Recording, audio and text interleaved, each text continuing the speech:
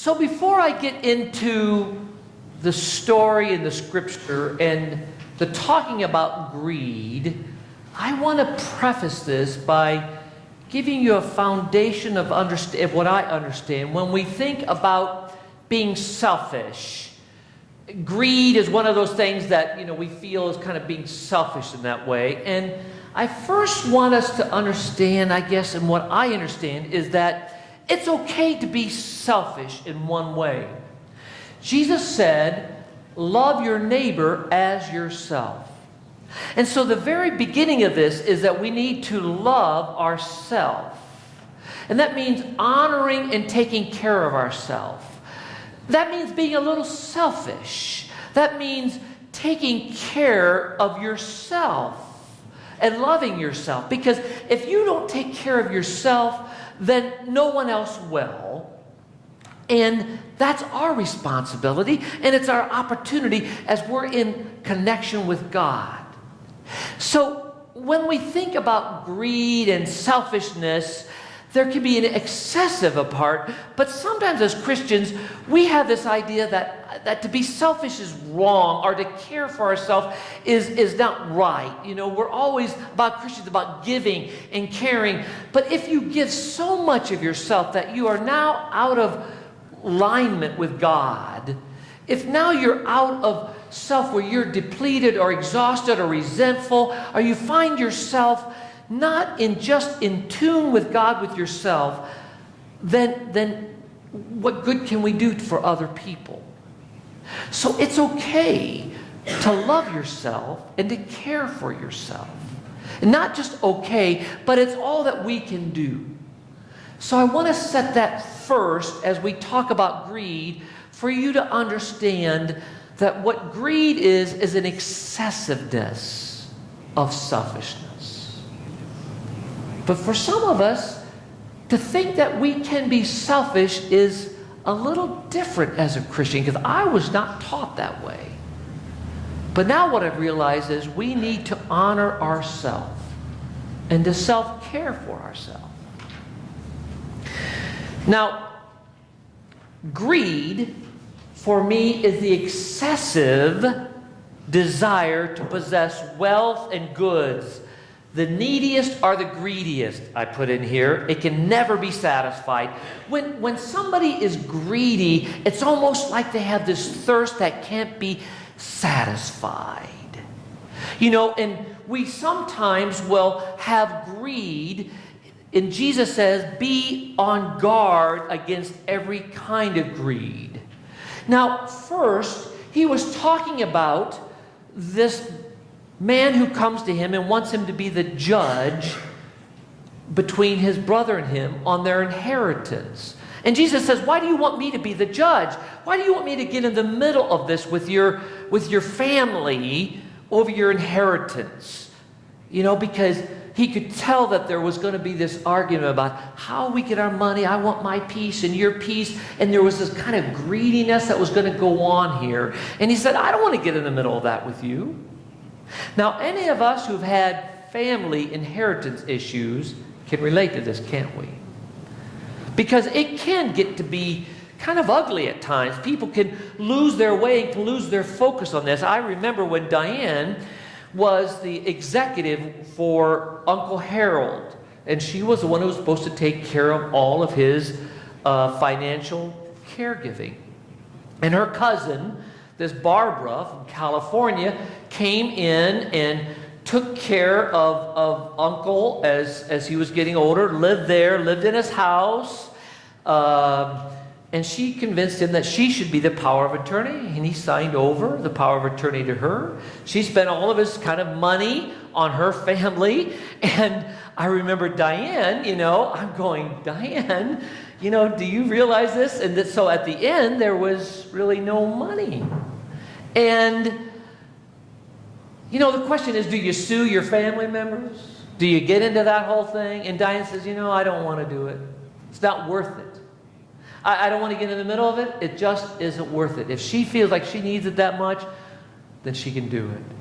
And there was kind of an understanding of when you draw into that negativity, you draw into that part that pulls you away from God, and really pulls you away from who you want to be and who God has you to be. When you start fighting over that stuff, even though it might be yours, there gets to be that part that really throws you out of the abundance of what God has for us. So Jesus first says to them, I don't want any part of this. And then he tells the story about this farmer. And the first thing he says is, guard against every kind of greed. Now, the three type of greeds that I've kind of thought about, and there might be another one that you might think for yourself, that you might have a greed for something. And remember, greed is that which is almost excessive. It almost gets that way of trying to fill something inside of you. I think of greed as money, as power, and as things. And when we get greedy, when we feel like I need those things to fill me up, we realize that they can never fill that up, can they? I mean, they never can fill that up. That you can't have enough power. You can't get enough power from externally to make you feel who you are. You can't buy enough things to really make you happy. You can't have enough money to make you feel okay. Because people always say, oh, if I just had enough money, then life would be okay. Right? We all say that. If I just had enough money, then I'd be okay. And then you get enough money, and then you go, and then you spend it and say, well, I'm really not any happier than I was. I'm a little happier. But because the happiness, the true wealth, is an internal wealth. You see, in some way, we already are wealthy. Because we're full of richness of God in us. When you think about it, when you think about the blessings and the richness of your life, how wealthy we are. Sometimes we put our connection with God, our wealth, ourself, on an external thing. And when you do that, when you put it on external and it's taken away, then you don't feel that. So I think if I just had enough things or enough power or enough of something, I'll be happy. And we know that's not true, is it? Because true happiness comes internally. It comes in our peace in our relationship with God. When we're out of relationship with God, there's nothing that can fill that but our connection to God. We try. Society tries that. They'll tell you all these things that you need to make you happy, right? Has anybody ever been, at 3 o'clock in the morning when you can't sleep, has anybody ever turned the TV on at 3 o'clock in the morning? If you haven't, you really should. Because there, on so many channels, are all these different commercials. Man, they are really cool. There's all these things that you can buy that will make your life better, I mean, and they're really good at selling them too, The perfect pillow. If you get the perfect pillow, you'll sleep better. You'll feel better about yourself. If you have, they all go on and on. But what we know is that it is that connection with God. It is knowing who we are, loved in God. Knowing that you are that person loved in God. And trusting that and knowing that. Now, a lot of times we say, yeah, I know, but. And as soon as we do that, that takes us out. Yeah, but I know God loves me, but I'm really not like that. And as soon as you do that, you just take yourself out of connection with God. God's trying to love you. God's trying to draw you, and you just have a way of kind of discounting God. And society does that too. Society tells us that we need these things. We need certain things, and so that feeds that sense of not feeling enough. Jesus says, life is not measured by how much you own.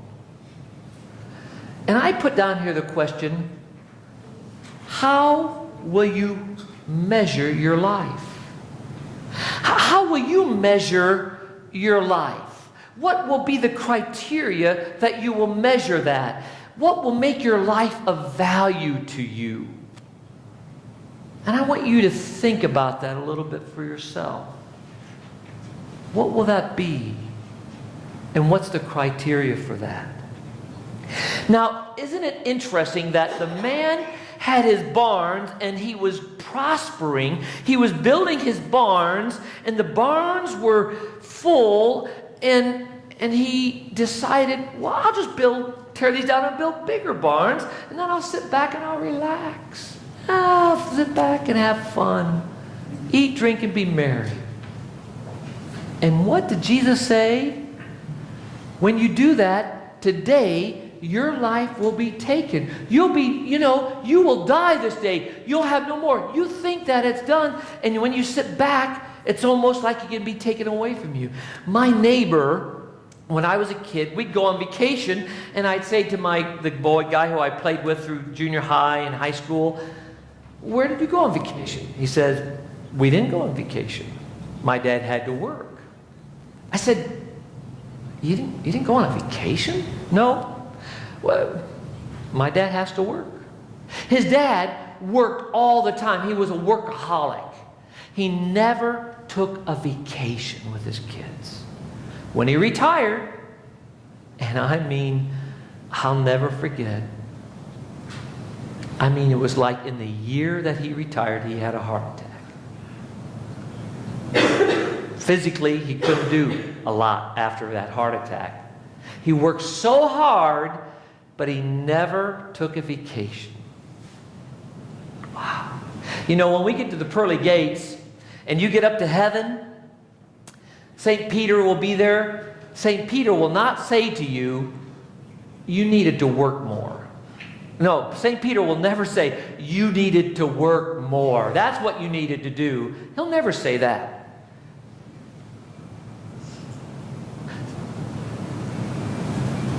And so, Jesus gave us this story of a parable of a man who built his barns and tore them down and sat back. How many times do you know somebody who, when they retire, they say, I'm just going to kick back and I'm going to stop, prospering, but then it's almost counterproductive. They go into a tailspin because they really have lost their passion for thriving, for doing something. So the final question is, how does it say this? A person is a fool to store up earthly wealth but not have a rich relationship with God. What does that mean, to have a rich relationship with God? What does that mean for you to have a rich relationship for God? For me, one of the things I've realized is it's when I know of who I am in God and I'm in tune with God and feel that blessing, and I don't have to no longer worry about what other people say, what other people make their judgments about you, but you know who you are. I know who I am in God, and it's enough. And you know that richness of God's love for your life. And when you live with that, you realize how wealthy we truly are. May you know this day that as much as we think that the bills we have make us worry and make us feel like we don't have enough, to know that the bills come and go, that things will come and be, but the most important thing is when we know who we are in God, all things are possible and will come to those who love the Lord.